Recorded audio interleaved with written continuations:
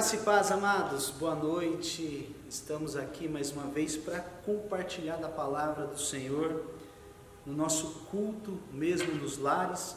Eu gostaria de convidar você a abrir a palavra de Deus no texto de Colossenses, a carta à igreja de Colossos, Colossenses capítulo 2, versículo de número 8 a versículo de número 19. E assim descreve a palavra do Senhor: cuidado que ninguém vos venha enredar por suas filosofias e vãs sutilezas, conforme a tradição dos homens, conforme os rudimentos do mundo, e não segundo Cristo, porquanto nele habita corporalmente toda a plenitude da divindade. Também nele estáis aperfeiçoados. Ele é o cabeça de todo o principado e potestade. Nele também fostes circuncidados, não por intermédio de mãos, mas no despojamento do corpo, da carne, que é a circuncisão de Cristo, tendo sido sepultados juntamente com ele no batismo, no qual igualmente fostes ressuscitados, mediante a fé, no poder de Deus, que o ressuscitou dentre os mortos. E a vós outros, que estáveis mortos pelas vossas transgressões e pela incircuncisão da vossa carne, vos deu vida juntamente com ele, perdoando todos os nossos delitos, tendo cancelado o escrito de dívida que era contra nós e que constava de ordenanças, o qual nos era prejudicial, removeu-o inteiramente, encravando-os na cruz, e despojando os principados e potestades, publicamente os expôs ao desprezo, triunfando deles na cruz. Ninguém, pois, vos julgue por causa da comida e bebida, ou o dia de festas, ou de lua nova, ou sábados, porque tudo isso tem sido sombra das coisas que haviam de vir. Porém, o corpo é de Cristo. Ninguém se faça árbitro contra vós outros, pretextando humildade e culto dos anjos, baseando-se assim em visões, enfatuado sem motivo algum na sua mente carnal, e não retendo a cabeça, da qual todo o corpo, suprido e bem vinculado por suas juntas e ligamentos, cresce o crescimento que procede de Deus. Vamos orar? Senhor Jesus Cristo, essa de fato é a sua palavra revelada. O Senhor é quem trouxe ao seu mensageiro, ao apóstolo Paulo, é o Senhor quem inspirou, e por isso, Deus, de igual modo, através do seu Santo Espírito, que o Senhor também traga uma palavra libertadora para nós, reveladora para nós, daquilo que o Senhor gostaria de trazer luz ao entendimento dos colossenses, que assim também o Senhor traga luz ao nosso entendimento. Assim oramos em nome de Jesus, amém. Muito bem, a grande pergunta que fica com relação a esse texto, ao escrito da carta aos colossenses, é sobre a suficiência de Cristo. E eu deixo aqui justamente uma pergunta para cada um de nós: Cristo é realmente suficiente? Cristo realmente é suficiente? E claro, eu já quero responder que sim, segundo a palavra de Deus, Cristo é suficiente. Mas suficiente para quê? Suficiente para a nossa salvação. Eu sei que até parece simples, mas a grande verdade é que a simplicidade da humanidade é que a humanidade ela tenta colocar coisas e complicar, colocando essas coisas com relação à simplicidade da palavra de Deus. E eu digo isso porque eu mesmo, durante muitos anos, tentei colocar e tentar agregar coisas e fazer coisas e realizar coisas para que Deus me aceitasse, para que então eu pudesse dizer assim: ah, poxa, hoje eu fiz uma boa ação e deixei o coração de Deus feliz, tentando dar uma ajuda para que então Jesus Cristo se agradasse de mim e assim eu pudesse me sentir salvo. É por isso que eu digo que essa palavra, com certeza, ela pode ser libertadora para você hoje, Porque ainda nos nossos dias existem muitas pessoas que se baseiam em suas obras para crer que realmente elas são salvas. Este era o grande problema que surgiu na igreja de Colossos. E por isso, na verdade, até é interessante entender o contexto bíblico, porque Paulo ele não foi pastor e ele não foi fundador da igreja de Colossos.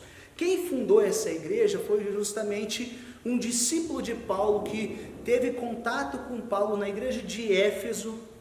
A cidade de Colossos era próximo ali à cidade de Éfeso, e Epáfras foi quem na verdade estava dirigindo, estava direcionando a igreja na cidade de Colossos, e ele começou a perceber um tipo de ensinamento naquelas pessoas e que estava penetrando a igreja que não era bíblico. Então Epáfras ele vai para Roma quando Paulo estava preso, e ali conversando com Paulo e tudo mais, Paulo escreve algo de suma importância, e eu quero dizer até mais, completamente contextual para os nossos dias, que serve muito para os nossos dias com relação à pessoa de Cristo e à suficiência de Cristo. Nesse sentido, Paulo viu a necessidade de escrever e ajudar Epáfras a cuidar da igreja, para que as pessoas não se enredassem por filosofias e também equivocadas, vãs, olha só a palavra, sutilezas, algo que estava sendo colocado sutilmente, de forma agradável, de forma bonita, e enganando muitas pessoas. Então, nesse primeiro aspecto, Paulo ele combate, em suma, homens muito inteligentes, que distorciam as escrituras e que estavam enganando as pessoas. Esses homens, eles achavam muitas vezes os seguidores de Jesus, os apóstolos, homens muito simples. Claro, eles tiveram contato, era um pensamento, eles tiveram contato com o Senhor Jesus, mas nós somos conhecedores da cultura e tudo mais, e surge um movimento chamado gnosticismo, ou daqueles que detêm o conhecimento, e eles começam a distorcer a palavra de Deus e a contaminar as pessoas. Havia naquele momento um ensinamento que estava sendo muito prejudicial à igreja. Era uma mistura de judaísmo com o misticismo grego e também com o gnosticismo. E tudo isso junto parecia muito bonito. Tudo isso junto estava enganando muitas pessoas. Um desses ensinamentos que estava ali permeando a cabeça, estava sendo realmente vivenciado pelas pessoas e acreditado pelas pessoas na igreja de Colossos, era até o pensamento sobre a existência de um lugar entre os homens e Deus chamado pleroma, que é justamente onde existiam seres divinos ou anjos, e que esses podiam intermediar entre os homens e Deus. Olha como esse tipo de pensamento, mesmo ali implantado na tradição judaica, tem muito a ver com os nossos dias. Essa questão do intermediário entre o homem e Deus, seres divinos. Deus era muito distante do homem, e nesse pleroma existiam seres angelicais, seres divinos, ou divindades que intermediavam para que então o homem pudesse se achegar de alguma forma a Deus. E olha só, o homem passa então a buscar intermediários entre ele e Deus, e isso com certeza acontece hoje em dia na nossa sociedade. Quantas pessoas aí não buscam os intermediários entre os homens e Deus? Quantas pessoas, ao invés de orar diretamente a Deus, intercedem a alguém que, claro, foi santo, que é chamado de santo, assim como eu e você, nós somos chamados para ser santos, Nós somos chamados para ser santos, mas não somos dignos de adoração e nem podemos intermediar alguém, porque somente Cristo salva. É por isso que essa carta aos Colossenses vai falar justamente sobre a suficiência de Cristo. O que o homem precisa é única e exclusivamente Cristo. É algo que nós sabemos através do cristianismo, que ele diz lá no Evangelho de João, capítulo 14, versículo 6, eu sou o caminho, eu sou a verdade, eu sou a vida. E muitos cristãos conhecem esse versículo, sabem que ele é o único caminho. Ele está dizendo ali, é o caminho, ele é a verdade, ele é a vida. E ninguém vai chegar ao Pai se não for através dele. Mas infelizmente parece que a nossa cabeça, como pecador, não sei a sua, mas a minha muitas vezes é fraca, e a gente se esquece dessas coisas. E nessa questão do cristianismo de se esquecer, parece que é tão mais fácil a gente buscar auxílio de uma pessoa, de alguém que possa interceder por nós. E eu não estou dizendo aqui simplesmente daqueles que já morreram, de Pedro, dos apóstolos, de Maria. Quem sabe o seu intercessor seja ainda alguém vivo, seja o seu pastor, seja o seu líder, né? Hoje nós temos algumas igrejas que vivem uma tradição de, parece que tudo que você vai fazer, você tem que comunicar ao seu líder, para saber se ele te avaliza a realizar ou não, a guiar os seus passos. Intermediários entre homens e Deus. Intermediários entre homem e Deus, os homens e Deus. E é muito interessante, Paulo ele estava muito preocupado com isso na igreja de Colossos, e ele vai começar até mesmo no capítulo 1, quero retornar um pouco, para dizer que ele começa dando graças a Deus, no capítulo 1, versículo 3, e diz ali que ele estava orando pelas pessoas, desde que ouviu sobre a fé que eles tinham em Cristo. Então Paulo se preocupou com eles por causa da fé que eles tinham em Cristo, né? E juntamente com todos os santos. E daí já ali no versículo de número 9 ele vai falar assim: é por essa razão, desde o dia que ouvimos, não cessamos de orar por vós e de pedir que transbordeis, olha, preste atenção, transbordeis de pleno conhecimento da vontade de Deus, de pleno conhecimento da sua vontade, em toda sabedoria e entendimento espiritual, a fim de, olha o propósito, viverdes de modo digno do Senhor, para o seu inteiro agrado, frutificando em toda boa obra e crescendo no pleno conhecimento de Deus, assim crescendo no pleno conhecimento de Deus. Então Paulo, ajudando Epáfras, ele vê com preocupação essa filosofia que estava sendo implantada na igreja, e ele vai dizer daquilo que era real, daquilo que era verdadeiro e que trazia e que traz o crescimento para a igreja. E daí, já no versículo 13, falando da excelência da pessoa e da obra de Cristo, ele vai dizer o seguinte, ele nos libertou do império das trevas e nos transportou para o reino do Filho do seu amor. Então, alguém libertou e alguém transportou. Quem fez isso? Cristo. Suficiência de Cristo, foi Ele que fez. Não fui eu quem desejou sair das trevas e agora vir para a luz. Foi o Filho que me tirou do reino das trevas e me transportou para o seu reino, o seu reino de amor, no qual aí então nós temos a redenção dos nossos pecados. Temos a redenção dos nossos pecados. No versículo 22, ainda no capítulo 1, agora porém vos reconciliou no corpo da sua carne, mediante a sua morte. Como que ele nos reconcilia com Deus? Como que ele possibilitou o desejo meu e seu de um dia vida eterna com Deus e vivenciarmos isso com Deus? Ele fez isso no corpo da sua carne mediante a sua morte, morte sacrificial, morte de cruz, para apresentar-vos agora aqui, perante ele, santo, inculpáveis e irrepreensíveis. Só que é muito interessante isso.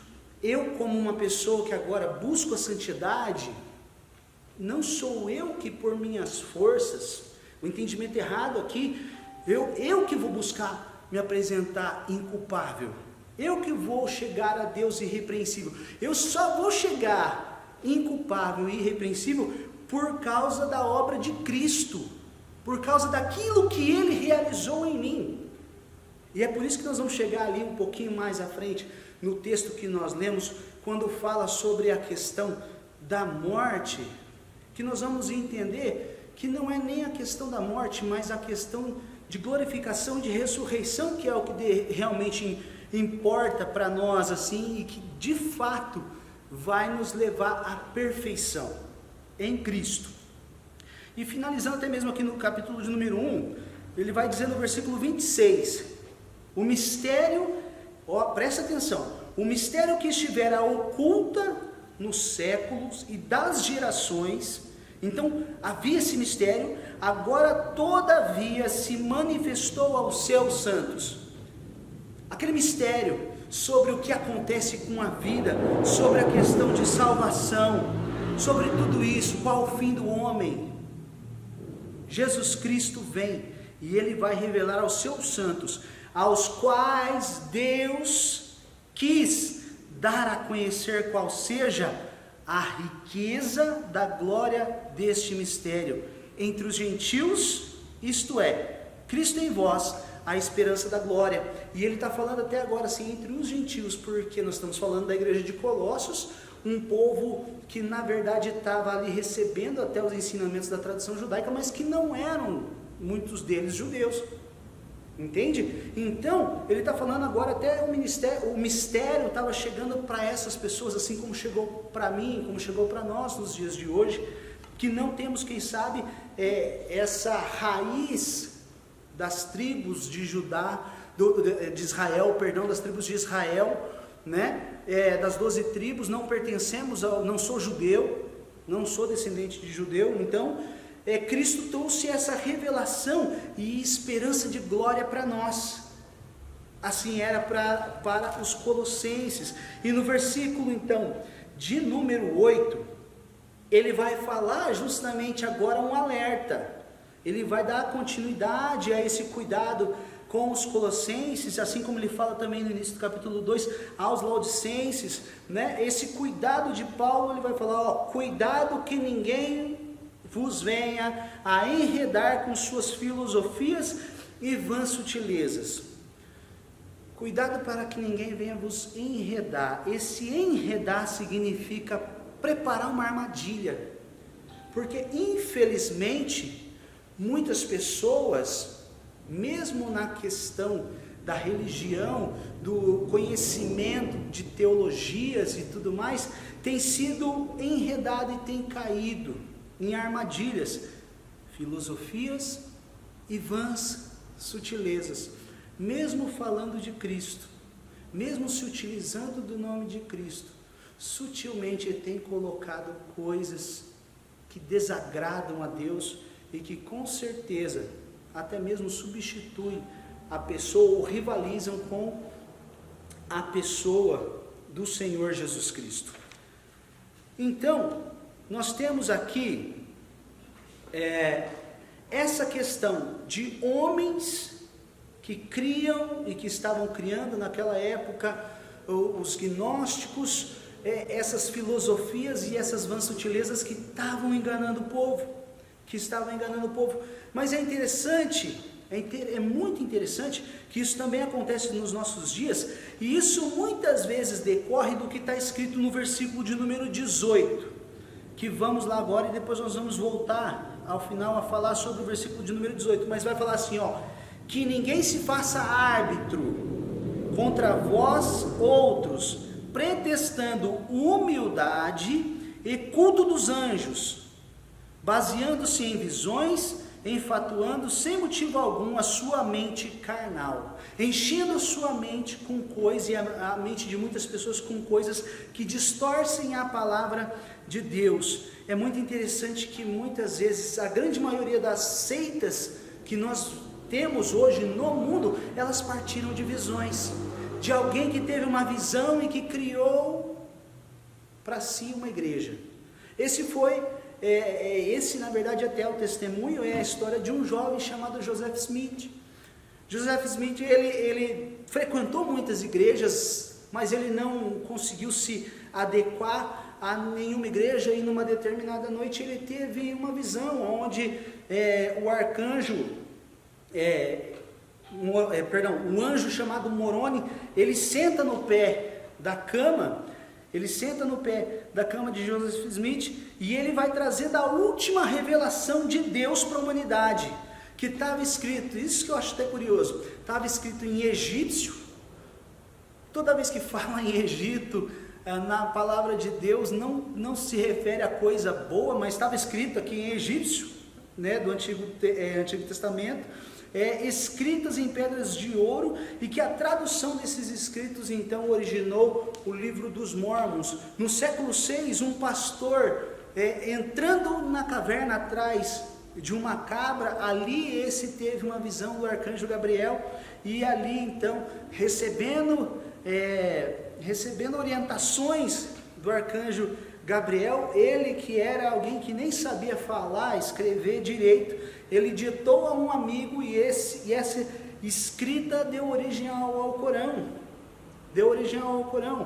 E olha só, vão sendo criadas filosofias, sendo muitas vezes bem colocadas como: eu tive uma visão com um anjo, eu vi o céu, eu vi isso, e tudo era muito lindo, eu conversei com um apóstolo no meu sonho. Tudo que vai sendo feito, arquitetado e armado para enganar pessoas. E é muito interessante que, infelizmente, isso tem sido muito valorizado nos nossos dias de hoje. Isso tem sido muito valorizado novamente nos nossos dias de hoje, especialmente no Brasil. Não nos faltam exemplos de pessoas nos nossos dias de hoje fazendo uma mistureba do judaísmo, das tradições judaicas, de se utilizar determinada roupa, de não cortar cabelo, de determinada tradição, de guardar determinado dia, e tudo isso, misturando Bíblia, cristianismo, misticismo, criando e tentando criar algo superior, na verdade, que Cristo revelou através das suas Escrituras, da suficiência que Cristo quer nos trazer através das Escrituras. E o pior é que essas heresias, elas têm enganado muitas pessoas por aí, levando a incerteza em muitos corações com relação a Cristo ser suficiente. O versículo de número 9, ele vai dizer o seguinte: porquanto nele habita corporalmente toda a plenitude da divindade. É muito interessante isso. Jesus Cristo, Deus, ele encarnou. Nós o encontraremos com um corpo, e habitou nele corporalmente toda a plenitude da divindade, 100% homem, 100% Deus. Agora, também neles estáis aperfeiçoados. Ele é o cabeça de todo o principado e potestade. Então quer dizer o seguinte: bom, estamos aqui, eu estou aqui, você na sua casa, e daí ele está falando nesse texto aqui, também neles estáis aperfeiçoados. Somos perfeitos? Não somos perfeitos, mas em Cristo nós temos essa garantia, que haverá um dia ao qual nós estivermos e estaremos com Ele na eternidade, que nós seremos perfeitos, por causa de uma obra realizada por Cristo, não uma obra que eu fui buscando uma evolução, como uma determinada denominação acredita, na questão da piedade, na questão da realização de boas obras, que você evolui espiritualmente. Nós estamos sendo aperfeiçoados por Cristo, e a obra, a conclusão dessa obra é dele, é de Jesus. A nossa suficiência é a nossa segurança de Jesus Cristo e em Jesus Cristo. De Jesus Cristo e em Jesus Cristo. Agora, na continuidade do versículo de número 11, nos mostra outro fator, outros aspectos que envolvem práticas judaicas para a salvação. Nele também fostes circuncidados, não por intermédio de mãos, mas no despojamento do corpo da carne, que é a circuncisão de Cristo. Então nós sabemos que no Antigo Testamento, para você pertencer ali ao povo de Israel, os descendentes de Abraão, o menino haveria de ser circuncidado, e até conta que o polegar dos rabinos eram afiados dos dois lados, para que no dia da circuncisão era passado aquela unha e era cortado esse prepúcio, eu quero dizer, a parte do órgão masculino, para que ele fosse ali então circuncidado. Então quer dizer que essa circuncisão que ele está falando aqui, nele, em Cristo, também foste circuncidado, mas não foi por intermédio dessa mão humana, mas no despojamento do corpo da carne, que é a circuncisão de Cristo, a nossa circuncisão com a obra de Cristo, a obra que Cristo realizou e fez por nós, tendo sido sepultados juntamente com Ele no batismo, no qual igualmente fosse ressuscitado mediante a fé no poder de Deus, que o ressuscitou dentre os mortos. Então, o poder de Deus que ressuscitou Jesus Cristo dentre os mortos, o mesmo Ele nos garante através do batismo, através dessa circuncisão em Cristo que nós recebemos, de pertencermos a esse corpo. Ele fará conosco, Ele também fará assim com nós. Só Cristo não basta para muita gente, e a gente precisa muitas vezes ficar voltando para práticas judaicas. Os mestres do gnosticismo, eles misturavam as suas crenças com os conhecimentos da tradição judaica, e isso estava parecendo uma forma de espiritualidade mais correta para ser vivida. Então, os adeptos, eles deveriam praticar novamente as tradições judaicas. Além de Cristo, a tradição e a realização de obras que legitimavam a salvação das pessoas, ela era baseada em cima de legalismos, mas que tipificava, era justamente, em primeiro lugar, o ser circuncidado, em segundo, o evitar alguns tipos de alimentos, ou uma dieta, vamos dizer assim, de alguns alimentos, e se eles então guardavam as festas e os sábados e a tradição judaica. Somente a fé em Jesus Cristo não bastava, e eles ainda precisavam voltar então às práticas da lei do Antigo Testamento para autenticar a obra de Cristo e garantir a salvação. Esse estava sendo o problema dos crentes da igreja de Colossos, e eu acredito que esse continua sendo o problema de muitos cristãos nos nossos dias de hoje. Estar ainda incorporando algo mais a Cristo, para conseguir ou tentar se sentir aceito por Jesus. No versículo de número 13 a 14 vai dizer o seguinte: e a vós outros que estáveis mortos então pelas vossas transgressões e pela circuncisão da vossa carne vos deu vida. Ele nos deu vida. Isso me faz lembrar até a mensagem do nosso evangelista Rubem, que trouxe sobre o texto de Efésios capítulo 2, versículo 1, onde diz que Ele nos deu vida, estando nós mortos em nossos delitos e em pecado. Então Ele nos deu vida juntamente com Ele. Olha a conexão desses dois textos. E como eu disse para vocês, até Epáfras conheceu Paulo na igreja de Éfeso, foi treinado por ele. Então no texto aos Efésios se encontra que Cristo nos deu vida, estando nós mortos em nossos delitos e pecados. E aqui, novamente para a igreja de Colossos, diz o seguinte: Ele vos deu vida juntamente com Ele, perdoando todos os nossos delitos. E olha que interessante essa expressão do versículo número 14: tendo cancelado todo o escrito de dívida que era contra nós e que constava de ordenanças. Tendo cancelado o escrito de dívida que era contra nós e que constava de ordenanças. Quando eu li isso, que algo havia sido cancelado, eu falei, não, pera um pouquinho, tem algo muito importante aqui. O que é que foi cancelado? O que é esse escrito de dívida que era contra nós? Que era contra nós. Só que interessante que o próprio texto ele vai se autoexplicar, que constava de ordenanças, o qual nos era prejudicial. Ordenanças que nos eram prejudicial.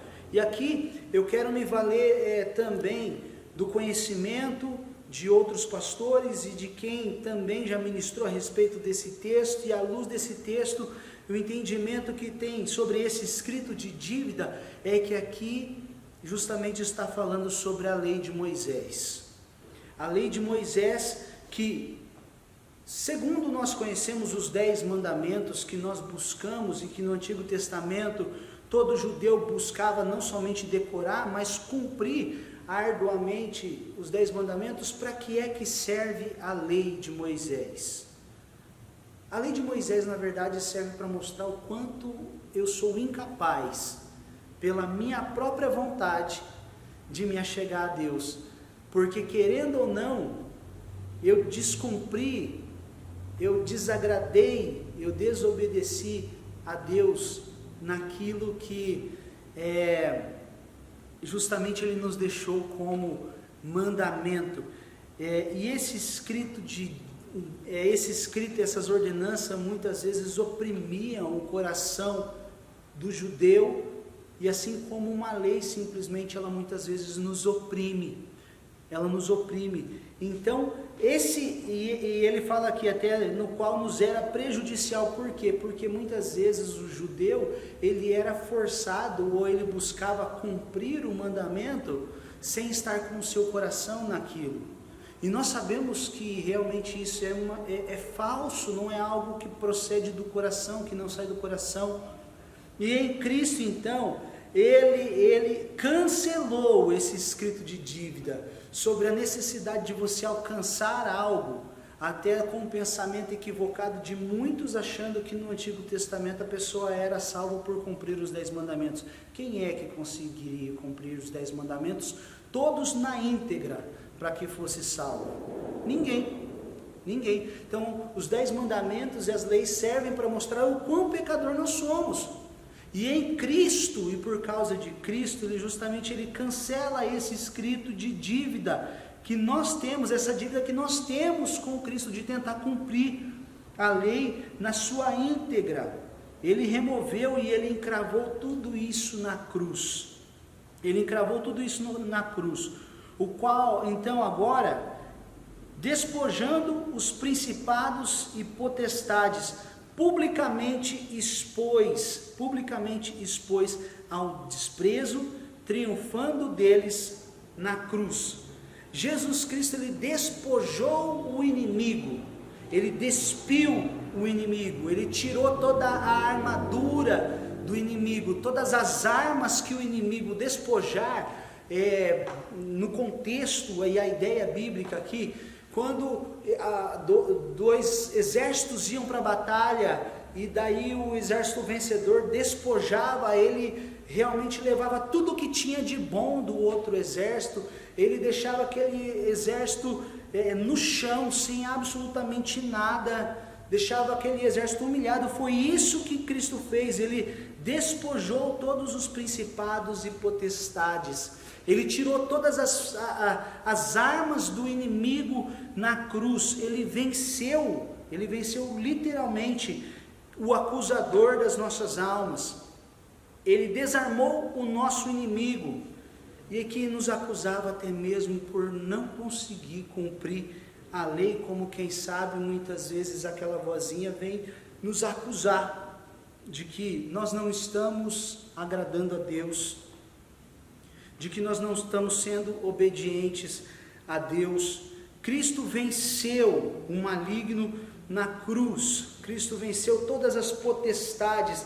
A vitória de Cristo na cruz desarmou o inimigo. E é muito interessante, o pastor Augusto Nicodemos fala sobre aquela expressão do tá amarrado, que na verdade essa expressão atual, ela nem precisa mais ser usada hoje, porque já foi amarrado a ação do maligno, decretada a vitória de Cristo na cruz do Calvário. Agora, é isso que é muito, mas muito interessante com relação ao pensamento da briga entre o bem e o mal. Tem muitas pessoas que ainda acham que o mal pode vencer, mas Cristo na cruz do Calvário decretou a derrota do diabo. O mal está vencido em Cristo Jesus. Por mais que ele ainda possa agir, estará agindo até o retorno de Jesus Cristo, não há possibilidade alguma do mal vencer o bem. E é tão interessante isso nos nossos dias de hoje, que muitos pregadores da palavra de Deus, parece que eles conseguem o seu ibope ou manter pessoas dentro da igreja, muito mais falando do diabo do que falando de Jesus, de que se você não fizer isso, o diabo vai fazer aquilo na sua vida. É tão interessante nos nossos dias de hoje, essa necessidade de utilizar as forças do mal, de falar do diabo, dos demônios e tudo mais, para parece que prender as pessoas na igreja pelo medo, e que se tirar o diabo e os demônios da pregação desse pregador, talvez ele fique desempregado porque não sabe nem falar de Jesus Cristo, não sabe nem falar do que Jesus Cristo fez, do que ele realizou, da vitória de Jesus Cristo justamente sobre o mal na cruz do Calvário. Jesus Cristo venceu, e no entanto, que vai falar aqui, publicamente os expôs ao desprezo, e olha essa expressão agora, triunfando deles na cruz. Jesus Cristo triunfou, Jesus Cristo foi vitorioso e garantiu a vitória na cruz do Calvário, e Ele nos garante também, porque em Cristo nós somos mais que vencedores, em Cristo nós somos mais do que vencedores. Então Paulo agora vai concluir: ninguém pois vos julgue. Olha que interessante, ele vai fazer essa conclusão aqui. Quem sabe os fariseus, olhando para os gentios, ele tivesse algum meio de acusar aqueles gentios. E ele vai falar aqui, então, ninguém pois vos julgue por causa da comida e bebida, ou do dia de festa, ou de lua nova, ou de sábados.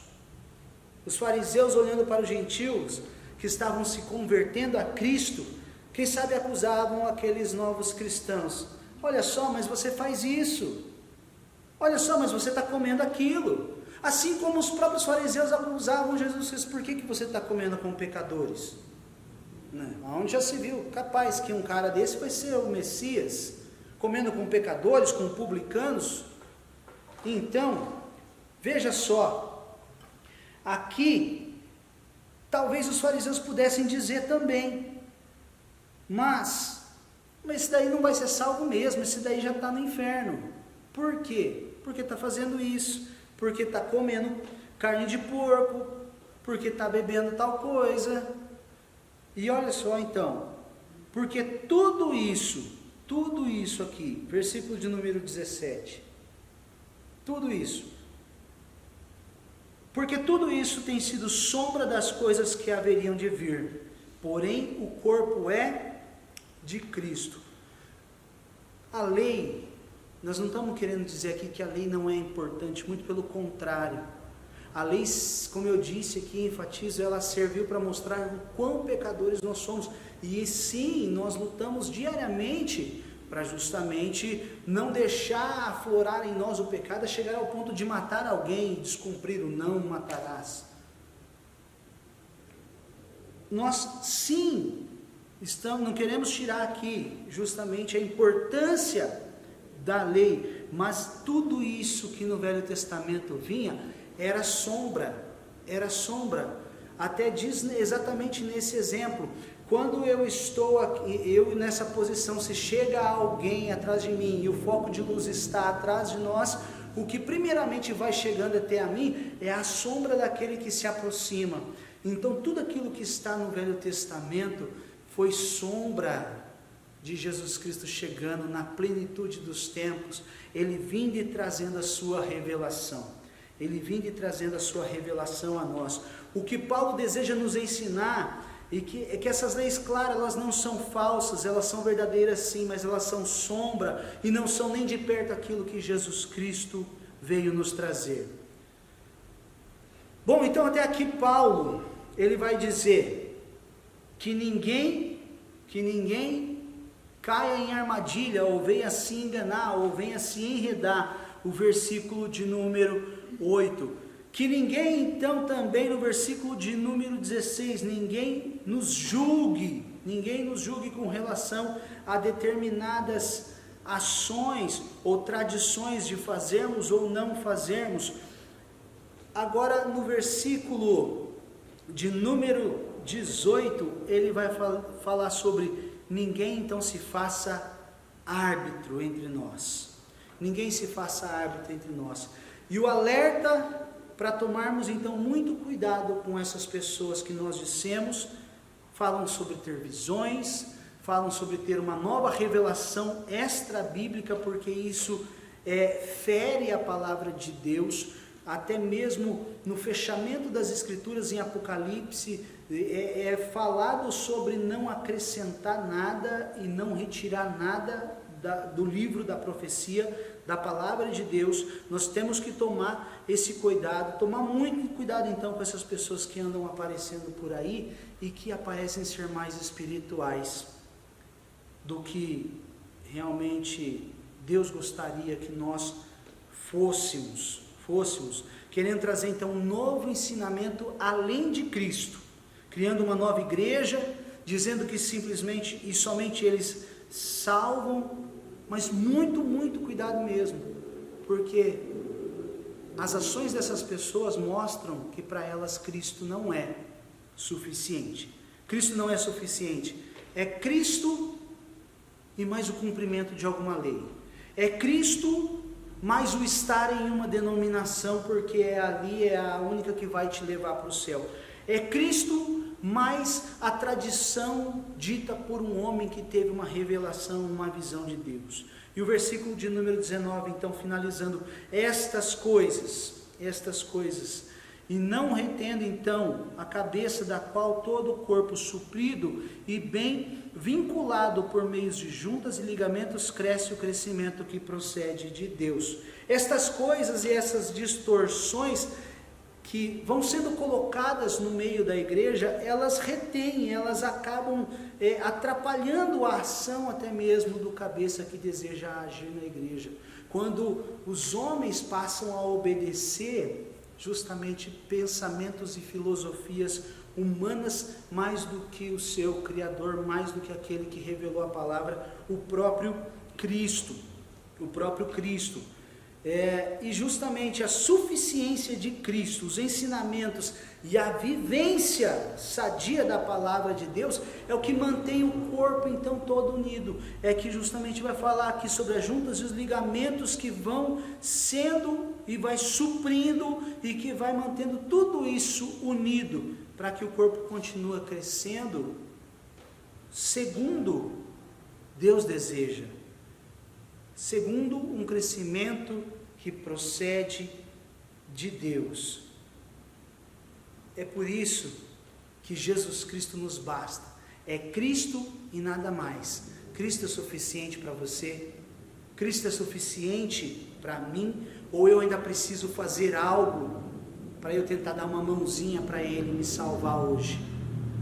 Eu espero que você tenha certeza da sua salvação, que você tenha convicção da obra que Cristo realizou na cruz do Calvário em seu favor, por mim e por você, e que essas tradições e essas coisas que vão sendo agregadas e colocadas, possam ser elas, quem sabe por nós, repensadas se não foram implantadas por homens, instituições, igrejas, placas, feitas muito mais com base num pensamento de alguém humano do que realmente uma igreja que se reúne baseado naquilo que Jesus Cristo realmente revelou através da sua palavra.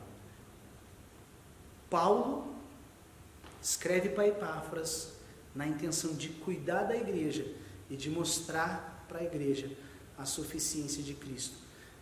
Creio que essa seja uma mensagem para repensarmos nos nossos dias de hoje. Se Cristo nos é suficiente ou precisamos acrescentar algo mais. Que Deus nos abençoe. Feche seus olhos, vamos orar? Pai, a sua palavra, ela nos constrange. É claro que muitas vezes aquilo que é revelado, ela afronta, quem sabe, muitas das coisas as quais eu vivi e quem sabe muitos dos que ouviram essa mensagem agora e ainda estão vivendo. Porque nós somos humanos e somos pecadores, Senhor, e de fato muitas vezes a gente precisa fazer algo para se sentir aceito. Mas que através da sua Escritura, ó Deus, o Senhor, ó Deus, possa estar nos abraçando e dizendo: fui eu quem te salvou, fui eu quem te chamei pelo nome, fui eu quem te escolhi, sou eu quem realiza tanto querer quanto realizar, e eu faço a obra e vou cumprir a obra na vida de cada um daqueles que são chamados meus filhos. Que Deus assim possa estar trazendo essa palavra, transformando vidas e fortalecendo vidas para a honra e glória do Senhor Jesus. É assim que nós oramos. Amém.